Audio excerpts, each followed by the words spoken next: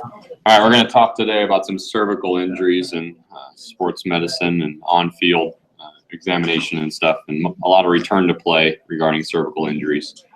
I apologize, my voice is on its way out, so hopefully it'll last for our hour and a half or so here. So this talk was actually given over the summer through part of our Einstein and Moss sports medicine conference. So I know a couple of you had actually came to that, so you guys can maybe take a nap for the next hour and a half. But so our objectives really are to discuss the common injuries and mechanisms of injuries to the cervical spine, and I say related areas because there's lots of other areas around that same region that essentially are a result of a cervical injury or reproduce symptoms from a cervical injury. So we'll talk about those in sports. The incidence of catastrophic injuries, and then hopefully be able to know and be able to apply the return to play criteria with the cervical injury. So incidence of cervical injuries, it's the fourth most common cause of spinal cord injuries in sporting events, behind motor vehicle accidents and violence and falls, usually mostly elderly falls with a spinal cord injury. So it's almost up to about 10% of all cervical spinal cord injury comes from sports. Mean is about the early 20s. Actually in the first 3 decades of life, it's the second most common cause behind motor vehicle accidents. More than half of them, of all catastrophic injuries in sports, are due to cervical spine injuries. So we're talking, any death or major injury in sports is from cervical spine injuries. So you're going to see those mostly, obviously, in the larger contact or collision sports, football, hockey, rugby, wrestling, although you do see a fair amount in non-contact sports, especially in gymnastics, equestrians. So these are obviously, incidences that occur, not just from normal play, whereas in football or hockey, that's normal play that they're going to potentially get an injury. Gymnastics obviously requires an error or a fall. Same with equestrian. So football, hockey, and rugby are the highest of all C-spine injuries in sports. I think the motocross and motor sports actually was up there, but they've made a lot of changes to that over the number of years that have kind of decreased some of those injuries. But usually in these sports, it's secondary to high velocity impacts between players, so the acceleration, deceleration on the head and neck. And as we all know, that can cause head injuries as well, contra-coup type injuries. Spearing was one of the major causes of that, and especially in football and tackling. But actually that has been decreased because it's been banned. Actually, I think since about the 80s or maybe even the 70s that they've been interested in banning that. But there's a lot more talk about that recently, this heads-up football. There's still some major injuries that occurred over the years. Kevin Everett was a Buffalo Bill. I'm from Buffalo. He was actually injured during my fellowship when I was up there. And we didn't interact with the orthopedics and the Buffalo Bills, but we were obviously in communication. We would do a lot of sports medicine conference together. So there was a lot of talk after that about what happened. The spine surgeon who was on the field, I don't know if you guys remember this was back in, I think, 2007. So the neurosurgeon on the field, as they're carting him off, basically gave frozen or ice cold saline to him while he was in the ambulance or on the transport in the ambulance. And they think that had some effect in decreasing the essentially edema of his spinal cord. He is walking now. I think he still has some coordination issues from his injury, but he's walking without any cane or assistive device. And he was, I think, a C5 level burst fracture, complete spinal cord injury at the time of his assessment. So it's interesting there.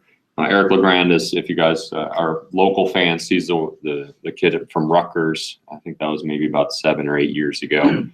Devon Walker was an interesting story. He was a walk-on at I think Tulane, somewhere down in Louisiana. Walk-on in his senior year, ended up getting Tulane, yeah, walk-on in senior year as a safety or a D back, and had his major spinal cord injury. So it still occurs.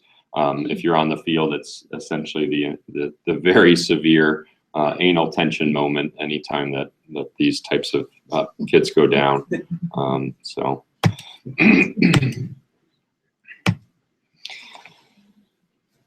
All right, so it occurs in about 10 to 15% of all football players. Just a general cervical spine injury. You know, that doesn't include what we call transient neurologic injuries, like your burners, your stingers, the things that really only last for a few seconds or sometimes a few minutes. So that if you include those, it's, you know, well over 50% of football players are going to have some sort of injury to the neck or, you know, plexus or cervical nerve roots. Most commonly in your defensive players, those that are obviously involved in tackling. So 71% of injuries occur in defensive players, and majority of those are from a tackle.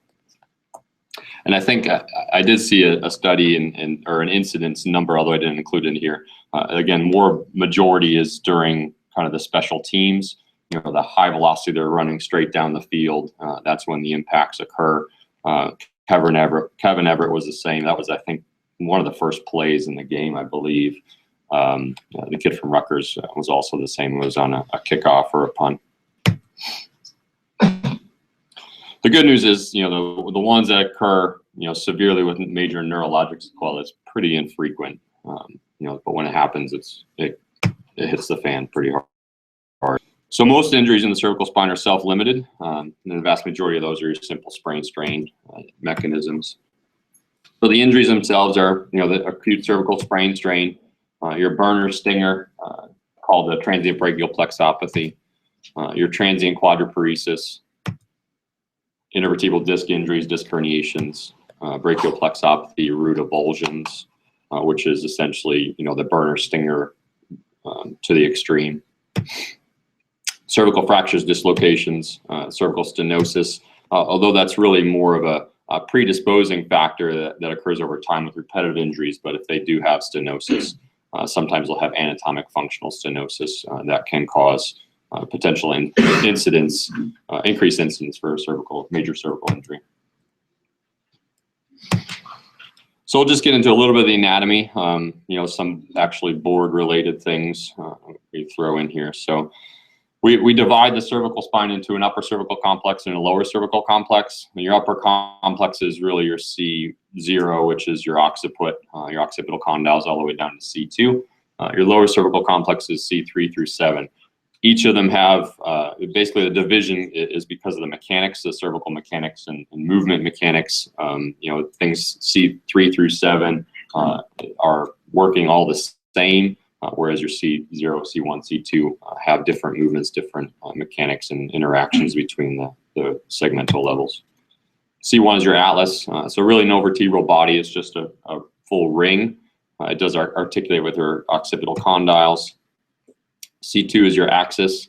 That's your thumb-like dens process projecting up into the ring of C1. And that pivot creates the rotational motion, C1 on C2. The majority of our flexion extension moment in our neck really comes from that atlanto-occipital interaction. So almost up to 50% of our flexion extension will come at that C0, C1 level. And the majority of our cervical rotation comes from C1, 2. And everything else sort of gets a little bit contribution from each other level, C3 through 7. In our C1, 2, we have alar ligaments. This is what stabilizes that dens and stabilizes the axis on the atlas. It does allow the pivot around the dens. It's almost like a double sling that's created around that thumb-like projection. So you get the rotation, but you don't really get any lateral or AP displacement. In the lower complex, these articulate anteriorly. This is essentially your tripod that we have through the rest of our spine. So anteriorly, the interaction is through the disc, and then posteriorly through your facet joints. Our facets in our cervical spine are around 35 to 40 degrees in an upward rotation. And if you're talking about spinal mechanics, this is your coupled rotation, side bending motion. For your DOs out there, that's probably familiar. But what happens is with spinal motion, you get a coupled movement between your rotation and side bending. Type 1 mechanics, we think 1-0. So that's the opposite, whereas type 2 mechanics is together. So your side together would be side bending, and rotation happens to the same side, whereas type 1 mechanics would be, you know, side bending one direction but rotating the other. Your thoracic spine can have, you can actually get both type 1 or type 2. Same in the lumbar spine, but the cervical spine is almost all type 2 type mechanics. So you're stabilizing ligaments, going from anterior to posterior, get the anterior longitudinal ligament. Then we get your intervertebral disc, your posterior longitudinal ligament. You know, so that's the one that's directly behind the vertebral body, anterior to, in the anterior aspect of the canal. Then you have ligamentum, then you have your canal, and then you have your ligamentum flavum in the most anterior aspect of your posterior canal. You got facet capsules, and then your interspinous ligaments and supraspinous ligaments. So interspinous are the ones between your spinous process, and supraspinous is the dense one that goes all the way down the most posterior aspect of the spinous processes. So the disc itself, it's actually a different kind of disc than what we see in our lumbar spine. Lumbar spine, it's very dense, very thick, many layers of essentially lamina, collagen lamina layers. And in our lumbar spine, they go in multiple different directions, so you get this kind of crossover stabilizing effect. Unfortunately, in our cervical spine, we don't really have that. There's just a very thin layer in the posterior aspect of the annulus, sort of creates this crescent shape of the posterior annulus itself, and it's really most thick anteriorly. So posterior is just thin, it's mostly supported, and you're not getting major blowouts because of your posterior longitudinal ligament. So that essentially is reinforcing that posterior aspect of the disc. So when you have traumatic injuries, you know, rapid movement, rapid flexion, that can tear, you know, posterior longitudinal ligament, that's essentially when you can get a large disc herniation. So the normal canal is anywhere from about 14 to 23 millimeters in diameter. When we're seeing it on X-ray, what we're looking for is less than 13 millimeters is when we can call that, although most people aren't necessarily calling that much anymore because MRI is just used so frequently nowadays. If you're really talking about anatomic stenosis or a congenital stenosis, you're looking at less than 10 millimeters in diameter. The majority of the canal, and even in a normal canal, is filled by our spinal cord. Remember that cervical enlargement, you know, it's a larger aspect of the cord because of our spinal cell bodies for C5 through T1 nerve roots. So that accounts really for almost 75% of the cross-sectional area in the canal, especially in those mid-cervical levels. So it doesn't really allow for a lot of room for other things that are in there. So we talk about our plexus, you know, your typical plexus drawing, you know, netter that we all should have extremely burned into our brain, that we should be able to draw at will if somebody asks you. Cervical roots, these don't really have an epineurium or perineurium, so there's really less protection of those nerve roots in the canal or as they're exiting out of the canal. We have what's called dentate ligaments in that dural layer. They're the ones that sort of anchor it into the meninges, especially when that brachial plexus is under tension. They're the ones that are sort of holding it in place, that don't allow that to tear.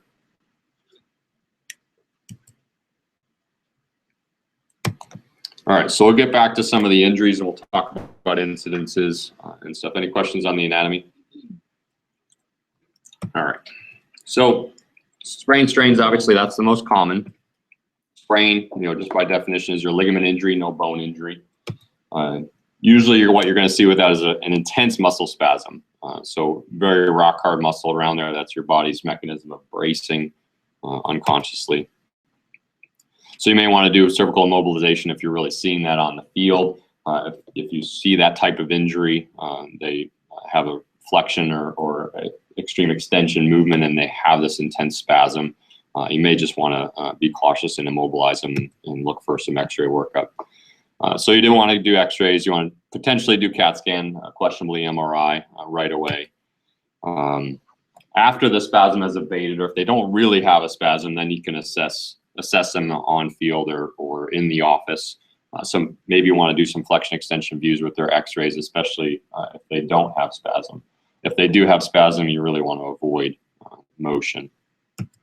So that's when you may want to do a CAT scan straight up to look for any other major injury. So in a sprain, it's mostly localized just to the neck itself. They're going to have a limitation in neck motion, but they're not going to really have any other radicular symptoms. So neurologic findings, no radiating pain at all. It's really localized just to the neck itself. So what you want to do is have them do active motion. You don't want to essentially do passive motion at this point because you don't want to push through what they're protecting or guarding. So you want to do some active nodding, flexion extension, chin to the chest, full extension, and then your rotation and side bending.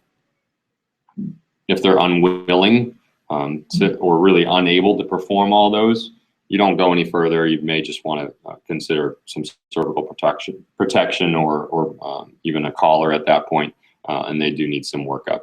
Obviously, they're not playing at that point if they can't do active motion through all those planes. And as I said before, again, x-rays, you may want to include them if they don't have a lot of spasm or if they're really not guarding with their active motion. You may want to wait till that abates before you get some flexion extension views. All right, so strain is your muscular injury or muscular tendinous injury. Usually eccentrically, that's when these happen. Mostly your fast twitch fibers are the ones that get injured or torn.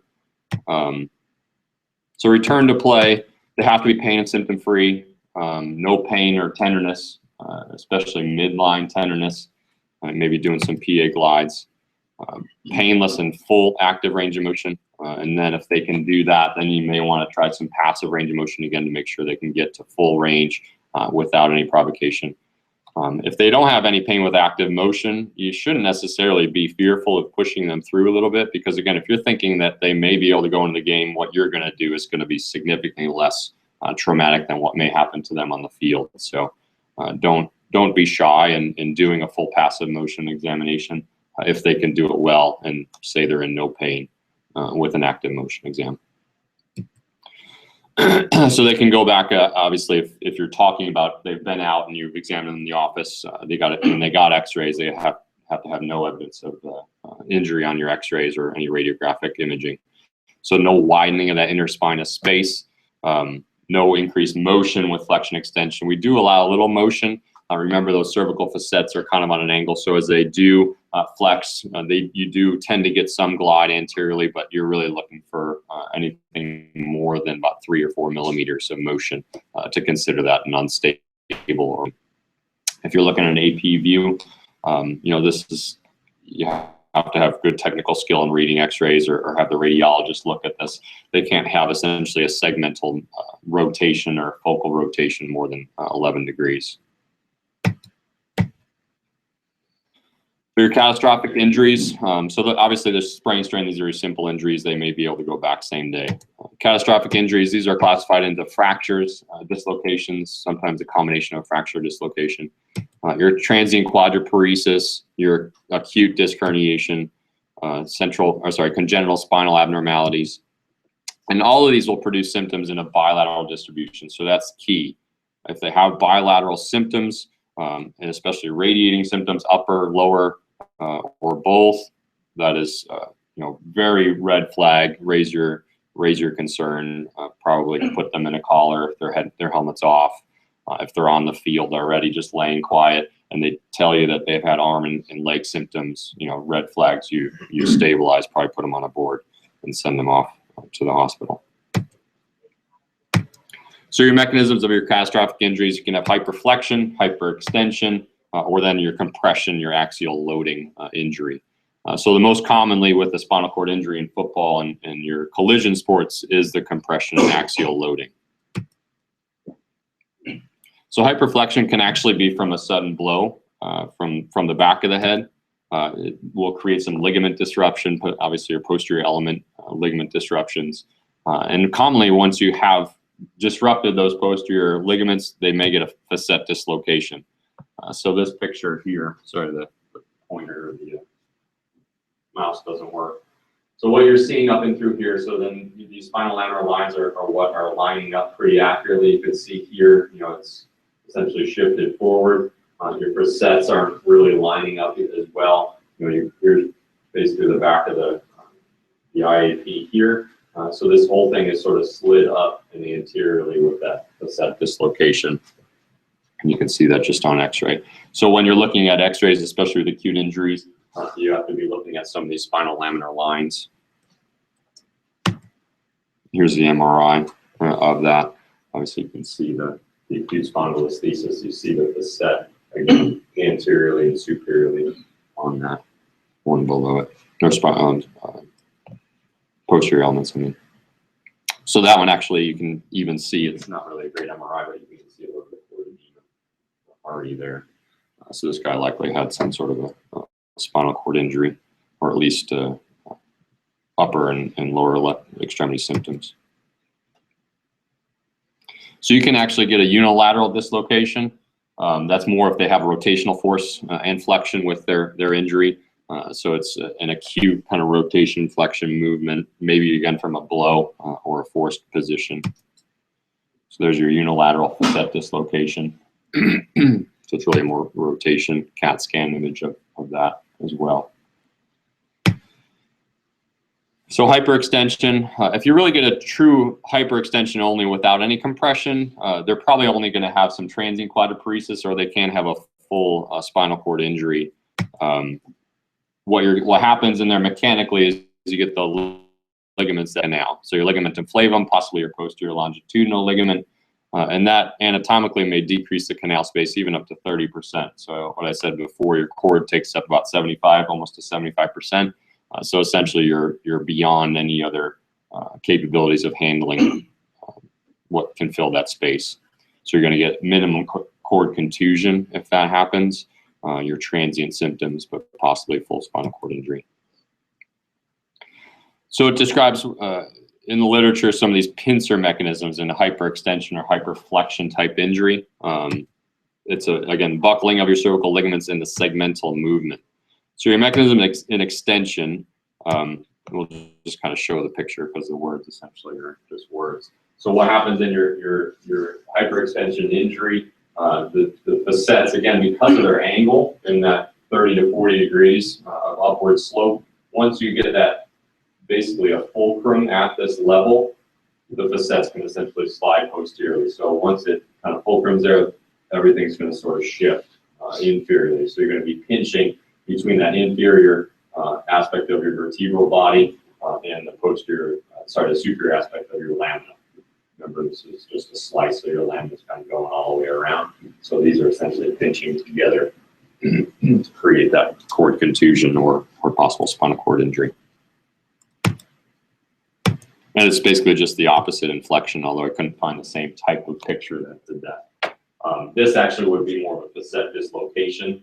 Again, you tear your interspinous ligaments or some of the other supraspinous ligaments as well. The flexion fulcrum, if you will, allows that whole posterior element to elevate and then anteriorly tilt. So you're essentially pinching between your inferior aspect of your lamina on the superior vertebral body and the superior aspect of the inferior vertebral body. This one actually shows some of the teardrop anterior compression fracture, but it's the same type of mechanism. If they have that anterior compression fracture, that teardrop fracture, again, you can see the slope. It just adds once you'll lose that corner, nothing's stabilizing that anymore. So it's going to slope downhill. So if their canal is already narrowed, this is whether they have stenosis, maybe they have a disc bulge or a true disc herniation already, maybe an older individual that has an osteophyte there, they're just going to be predisposed to that pincer mechanism, the effects of that filling the canal. So again, most of these pincer injuries will cause more transient symptoms, but can cause your central cord syndrome. This is your elderly individual. Again, they have stenosis. They don't have any more room for anything else to buckle into that space. They'll get that central cord syndrome, possible anterior cord syndrome. Compression and axial loading injuries, again, this is the most common in your tackling or collision sports. So you'll have a fracture dislocation. Usually, again, cervical flexion, that's slight flexion, spear tackling, so flexion with the compression to complete or incomplete spinal cord injury.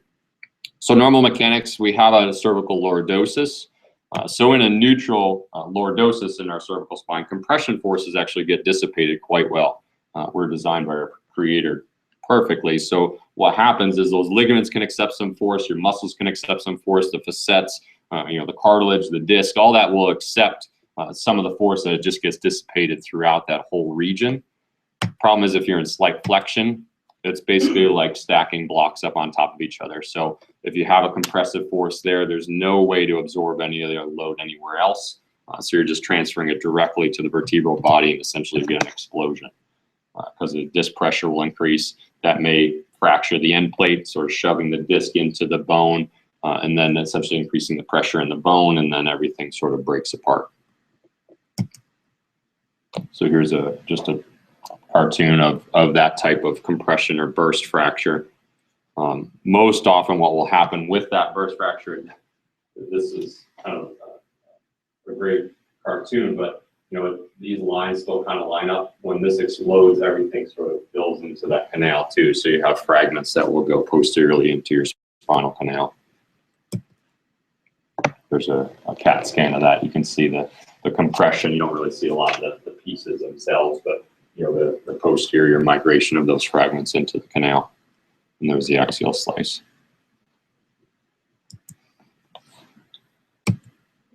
So an increased flexion, your anterior column essentially fails. You get that fracture, then the anterior vertebral body, your posterior elements and posterior ligaments disrupt, and that's what creates that teardrop fracture. So this is that highly unstable fracture because now you've created that downward slope again, inflection for that vertebral body to migrate anteriorly, and then you're essentially pinching the whole spinal cord. There's an x-ray of that view. Upper cervical fractures, these are your burst fractures. C1 is, again, board questions. Jefferson's fracture. Your C2 is your Hangman's fracture. So C1 is basically just a disruption of that ring in either one place, multiple places. It could be in many fragments. Your C2 or Hangman's fracture, there's several types of that, type 1, type 2, type 3, and that's just essentially based on some distraction with that. So here's that C2 fracture. So you can see again the fracture through here. C2-3 has that anterior shift. So we don't call these spondylolisthesis because, again, this is more of an acute injury, but it has that same look to it. In the upper cervical, though, we actually likely increase the diameter, so especially C1. So once you get the ring that blows apart, it widens. So you're not really talking about a lot of compression in that upper cervical levels. Your glenooccipital fractures, especially if you have an unstable fracture, you can sort of compress it, especially with that picture here. So everything sort of shifts anteriorly. You've disrupted some of the ligaments there as well. So injuries in the upper cervical, obviously, those are the ones that have the diaphragmatic paralysis, and those are the ones that are, if you catch that on the field, not breathing. So then your anal tone is terrible there. All right, so transient quadriparesis. This is known by many names. Some people call it a spinal cord contusion, transient quadriplegia, cervical coronary praxia, commotional spinalis, burning hand syndrome. Well, that's really more your central cord syndrome. But some of these terms are used in textbooks and in the literature somewhat interchangeably. But for this purpose, I basically called it a transient quadriparesis throughout the rest of the talk. So it's your transient neurologic episode, but it's a bilateral symptoms. It's a bilateral episode. So it's mostly upper extremity symptoms. You may get some lower extremity symptoms as well. Almost always sensory first, and you may or may not have motor changes or symptoms with that. The incidence is pretty high. This is an old study, Joe Torg at Temple, from a survey of college football players. It was 7 per 10,000. More recent studies actually don't show it quite as high. High school athletes was 0.17 per 100,000, and college athletes, again, probably got bigger size, bigger velocity. They're having more incidents, and I think I saw a study in the NFL was even higher than that, around 3 or 4. So the same kind of mechanism that we talked about before, it's that pincer mechanism, either a hyperflexion or hyperextension mechanism, and you get the buckling, that brief cord compression and maybe contusion. You get a post-concussive effect on the cord. If you guys have done EMG before, you get this refractory periods in your long tracts, but you even do with the EMG once you shock it. It kind of has this refractory period where it can't conduct your signal anymore.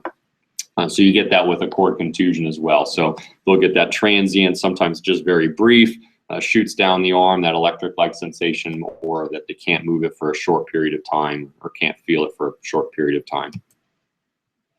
So they do have higher predisposition with stenosis, and that can be an acquired stenosis, like they have some sort of bone spur or disc bulge or disc herniation. It can be a congenital stenosis.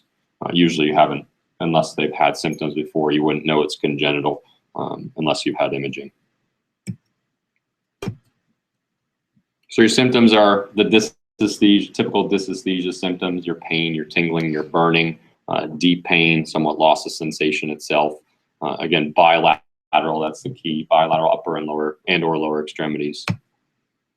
They may have a burning hand syndrome, so just in the hands themselves, as opposed to down the entire arm. They may have weakness, so it does have a spectrum really of no motor changes, just some mild weakness or quadriparesis. But usually they don't have any neck pain, unless there was a major hyperflexion or hyperextension incident that they, again, may have some sprain associated with that. But typically your transient quadriparesis are just upper extremity or possible upper and lower extremity symptoms. They'll have pain-free active range of motion, although if they've told you they had bilateral symptoms, or if you're assessing them on the field and they said, I felt that go all the way down both my hands or down all the way down my legs, you got to treat them as a spinal cord injury, potentially spinal cord injury waiting to happen as well. So you don't want to move them. You stabilize your spine, probably board them and send them. Again, this is a transient, right? So they have temporary neurologic symptoms. Most of it will resolve within about 15 minutes. Again, sometimes it's just seconds before they get resolution. But they can last even up to a couple days. That's more in the true contusion, spinal cord contusion aspect, where they may get some edema with that. So symptoms may last for a few days. We divide these into 3 types. The paresthesias, which is just your sensory symptoms only. Your paresis, where you may have some weakness, or true plegia, where they completely lost motor function. Again, temporary, but it still could be a temporary complete loss.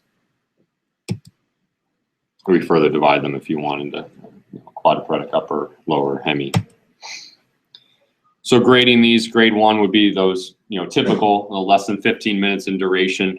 Grade 2 is up to a day. Grade 3 is anything really beyond a day. So there's a high recurrence rate with these types of injuries in, again, your collision in football and rugby and such. So it's reported up to 56%. If they had an incident, they return, they may have almost 50% chance of getting another incident. More likely in those that have had some compromise, so they have some congenital stenosis, or again, maybe a disc bulge or something already on that spear-tacular spine, that they're essentially just narrow canal. So there's a lot of controversy about whether these kids or these folks can actually return to collision sports again. There's really relative lack of long-term data on it. We just talked about the 56% that will have a second episode if they return. But the good news is in some of these limited studies that we have, none of them, even if they have multiple recurrences, they haven't had any neurologic permanent injury. And this study actually looked at 117 permanent quadriplegic athletes, and none of them actually had any previous episodes of a transient quadriparesis episode. So, a spinal cord injury is a spinal cord injury and may not really have a precursor. It's just essentially a traumatic incident. So in return to play with, again, a transient incident, the very conservative approach would be, truly contraindicated to go back if you just had one episode. Castro sort of presented that as generally just not recommended or not accepted as a good recommendation. So the accepted absolute contraindications, again, you're not going to go back to play if you have any of these. If you've had a cervical fracture with their transient incident, if they document any ligament injury, again, that can be some widening of some inner space. You actually may have an MRI that shows some ligament injury. So if they document an injury, that's more consistent or more acceptable to keep them out. Obviously, if they have persistent neurologic signs and symptoms, you're never going to send anybody back if they still have persistent symptoms or signs. If they had an MRI with cord changes, functional stenosis, I think I have some slides later on that talk about that, but that's essentially, if you're looking at the axial slices on your MRI, functional stenosis is an area that you just don't have CSF around or adequate CSF around your spinal cord. A herniated disc, this is reasonably uncommon in young athletes. It's the older athletes, probably in their 20s, 30s, that would have more of the disc herniation with this type of injury. But again, it's usually traumatic with a slight flexion or a sudden flexion injury. We already talked before about that thin annulus, and with that traumatic flexion, you're going to tear the PLL and the annulus, possibly the annulus itself, and allow the extrusion of the nucleus. They may have transient symptoms. They may have permanent, spinal cord injury with that sudden blowout, loss of pain and temperature. It's the anterior cord syndrome. Sudden onset of neck pain and spasm. So that's kind of the one key that you got to be thinking about here. If they have that sudden onset of neck pain and spasm, we talked about the sprain and strain, that having that same, but that should at least raise your awareness that maybe this is an acute disc, especially if they have radiating symptoms or radicular type symptoms. There's an MRI of a very large central disc herniation. I don't think I don't have the axial slice of that, but it's obviously taking up about 75% of that space for the cord. Some special populations, special considerations. Down syndrome, these kids, if you're in rehab, sometimes we're covering or more interested in doing some of the disability athletics. So if you're dealing with a Special Olympics population, these kids actually have a high incidence of ilenoaxial instability. And some studies show up to 30% of kids are going to have instability at that segment. So there's some controversial restrictions or holding out before returning to play, that they may need x-rays, a lateral x-ray that shows no instability there. Again, flexion extension views showing no instability or change. But it's controversial because, again, you're introducing radiation and, again, maybe some listhesis here may not really be indicative of future injury. So rheumatoid arthritis, again, these have increased risk of cervical subluxation. Up to 15% of folks with RA are going to have some cervical subluxation. So this, again, you can see the picture of C1, 2. Right? There's C1, you can see the spinal laminar lines don't line up here. So that one should be forward sublux there. Just post-operative view of stabilizing the screw there. Other things, you can have odontoid abnormalities, anywhere from agenesis or aplasia into essentially an unfused dens or odontoid. So the aplasias, they don't have one. Your ossodontoideum is essentially they have one, but never really fully fused. Hypoplasia is just too small, too short. And then, so you're normal just for comparison. Klippel-Feil is a congenital fusion of two vertebrae. This is divided in type 1, type 2. Type 1 is fusion between C7 and your upper thoracic, or maybe multiple segments there. Type 2 is just a fusion over one or two of the general cervical spine, so not including into the thoracic spine. So type 1 is an absolute contraindication, and that's mostly just because of if they don't have that motion through T1 and C7, they're going to increase flexion and motion through C5, 6, and 6, 7, so much more risk of injury to their spinal cord. So here's just an example. We see this in the clinical lot. It's usually just a a radiologic finding most of the time, that they have this sort of autofusion between segments. Spear tackler sign. This is really just a radiographic diagnosis, I guess, a constellation of findings that we see on imaging. Obviously, somebody that has done a lot of tackling and spear tackling over their lifetime or over their career. So you're going to see radiographic evidence of stenosis, decreased lordosis, and then obviously some disc degeneration. I thought I had a picture of that. Sorry, I must have lost a picture of that somewhere. All right, so a transient brachial plexopathy. This is what we typically would call a burner or stinger. It's a transient loss of function or pain, radiating pain, burning, dysesthesias in one limb. So again, just separating the bilateral limbs from just the single upper limb due to a collision or a tackle or just a sudden movement. So the incidence, it's pretty hard to tell because there's a lot of underreporting. Even when you're on the field, you can basically watch a kid come off and shake his hand, and you ask him, and he doesn't even really tell you that there's any problem going on. But you knew obviously there was something that he felt down his arm or down his hand.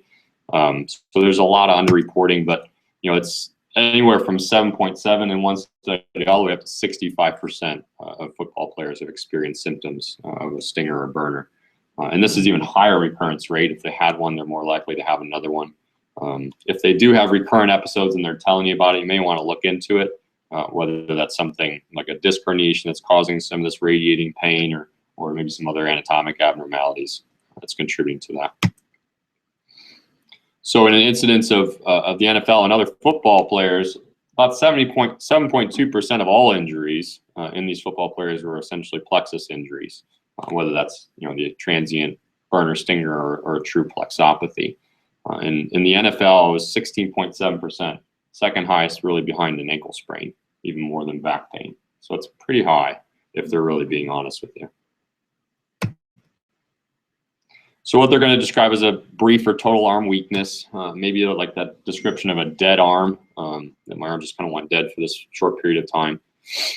Symptoms maybe down the entire arm, may actually have a specific dermatomal pattern, sort of like a radicular pattern. They may describe numbness, and it's commonly in that C6 dermatome. It's probably the most common distribution that they'll describe it in. They may have some weakness. Again, C5, 6 is the more common. So you're going to talk about your shoulder abductors, your external rotators, maybe even a little bit of wrist extension, pronation, supination. So those are all around the C5, 6 level. So those are essentially in your mind what you want to be testing first and foremost on the field or in the office if they had this. So duration, again, can be for anywhere from seconds to lasting a few weeks. But most of them are going to resolve within seconds or minutes. So it's only 10% or so will last up to a couple hours or longer.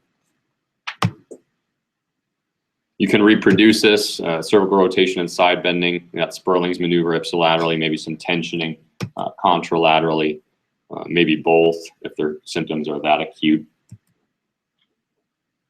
They'll have cervical range of motion that's pretty generally pain-free. Again, if you're not doing the extremes of nerve compression, they'll have really no neck pain or symptoms with that, no tenderness in their neck.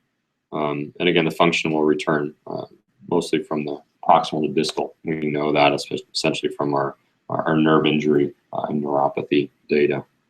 So the mechanism of injury can be a stretch. This is probably the most common. Also can be compression or really a direct blow to the plexus itself.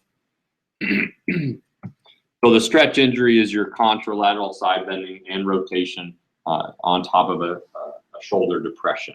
So this is somebody that is tackling. They hit with their shoulder pad on the individual, but their head and neck sort of gets shoved the other way, and usually with rotation. So you're essentially taking the cervical roots, lengthening them with that shoulder and clavicular depression.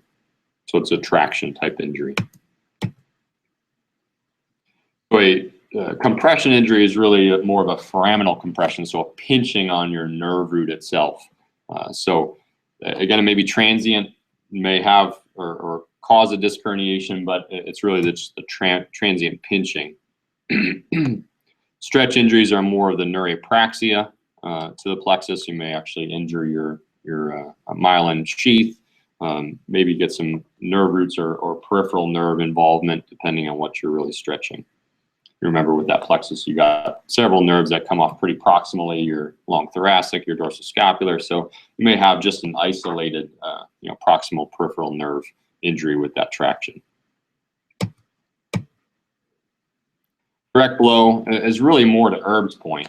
So that Erb's point is really the superficial aspect of our brachial plexus. And again, for those EMGers, that's where we stimulate sometimes, and they really hate that because it shocks everything down their entire arm.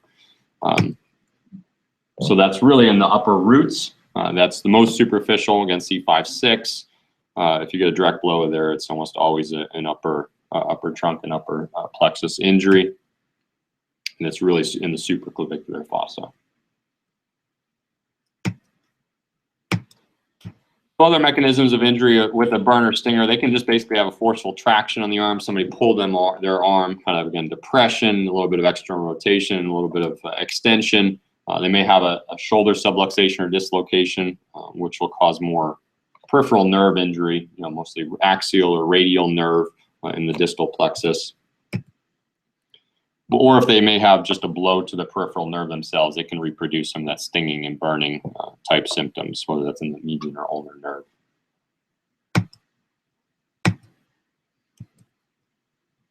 So the majority are really in our upper trunk and upper cervical levels, probably 85% C5, 6, maybe a little bit of C7. Lowers are much more infrequent. This is what happens with a abduction, a forceful abduction position, kind of abduction external rotation, again, probably with the contralateral side bending. So you're going to take that lower trunk and basically kind of lengthen it around and underneath that clavicle. So it's really a stretch because of your clavicle in this sort of abducted external rotated position, kind of pulling tension on your maybe C7, C8, T1 roots. So traction injury has probably the most potential for a nerve root avulsion. If you remember when I was talking about anatomy of the cervical roots, they don't really have a lot of protection of the cervical roots themselves, just that dentate ligament. So enough traction will essentially tear that dentate ligament and cause potential for avulsion injury. So the plexus itself actually has more perineurium and epineurium protection to the nerves themselves, whereas the roots don't. So roots are essentially at risk of an injury. I actually had a unfortunate case. This was a football player at one of the local colleges. I think he was actually more from north, around the Allentown area when he went to football, or where he was playing football. Basically, if you have teenagers or kids, they just like to beat on each other. So this kid had his shoulder pads on, or getting ramped up for practice, I think it was a game actually. And he's basically just kind of shoulder padding together with another individual, and he avulsed his C5 nerve root just by doing that. Very unfortunate. He had complete plegia of those. I think it was C5 and 6. And honestly, if I'm not remembering, he did have nerve grafting, but it didn't really get full recovery. So pretty unfortunate. So C5 actually has the furthest distance it's got to travel with that traction and compression. So that's the one that, if you have an avulsion, is the one that typically will avulse the first, and then possibly C6 after that. So again, a couple of board things: classification of nerve injury. Your type 1 is a neurapraxia. So this is your transient disruption, conduction block, where you're actually decreasing the conduction through the nerve. So your amplitudes are going to be lower. For the EMG folks, it's a local demyelination. Recovery is actually quite good with this, maybe even just a couple weeks before they get full resolution and recovery with that myelination again. Type 2 is your axonotomesis. So this is some axon loss. You're actually disrupting the nerve fibers themselves. Epineurium is intact. Again, you see some changes on the EMG or nerve conduction studies. And actually on both the EMG and nerve conduction, because they've disrupted the axon themselves. And symptoms last a lot longer. So this basically requires regeneration. So it may be many weeks or months until things start to recover. Type 3 is your neurontomesis. This is a complete disruption, a tear of the entire nerve itself. Again, mostly from a traction injury. We're talking sports, so we're not talking about knives or guns with this. So it's really more the traction tear of the injury. Extremely rare with an athletic event. Root avulsion is a example of it, though. Because essentially you're tearing it off the cell body. All right, so an evaluation, if you're really talking about just a stinger and burner, maybe root injury, you really want to make sure it's just unilateral, right? That's kind of step number one. Only symptoms into one upper limb. Even with that, you may want to consider x-rays, especially if they have neck pain. Maybe if they have neurologic findings that you're talking about a specific nerve root, or if they've had recurrent episodes, you probably want to certainly get some x-rays and further imaging. If it lasts just a couple seconds, if by the time they get to the sideline, it's resolved, your examination is completely normal, and you don't really need a workup, and you actually may consider sending them back in. MRI, if they have persistent symptoms, or obviously if they have neurologic weakness that persists, maybe you're looking for a specific nerve root, disc herniation, maybe some other pathology there, possibly a root avulsion if they're having plegia. May want to do some plexus evaluation. That neurography we can do. Plexus is actually where I probably use, not so much in sciatic, at least in my practice, but certainly something to consider now that I've heard that talk. But you may want to look at the plexus itself to look for a specific injury. EMGs, again, with persistent symptoms or neurologic findings, so you're differentiating the cervical root versus plexus. It's a great tool to use to differentiate a lot of that. Again, you want to probably wait a few weeks, and that's because of the Wallerian degeneration takes probably not necessarily the full 21 days that we tend to go by, especially in a young, healthy individual. It's probably within about 10 days, but just to make sure that what you're seeing on EMG is accurate, you probably want to wait at least 2 weeks. So treatment of true plexus or root injury is mostly supportive. Again, recognizing the severity. Refer, if you're really seeing plegia or severe neurologic weakness, you may want to refer to the neurosurgeon for possible early grafting. Give them a sling, passive motion exercises. You want to avoid positions that really compromise the nerves, such as excessive flexion positions. So trying to get them to avoid sleeping with their arm over their head or under the pillow. Proper posture, scapular mechanics.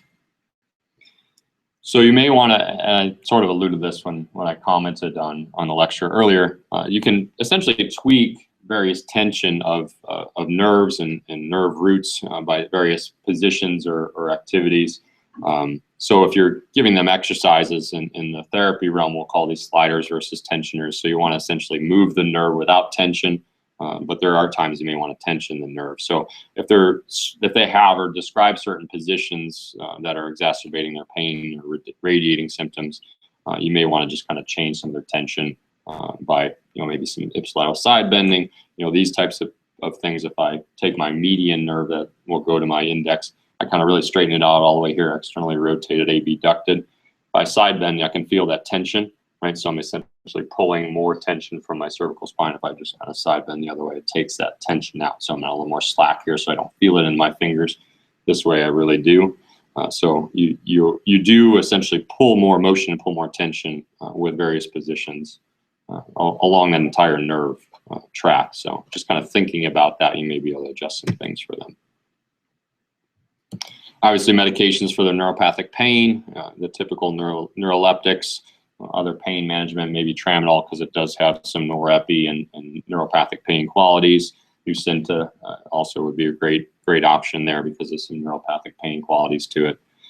Usually injections or corticosteroids provide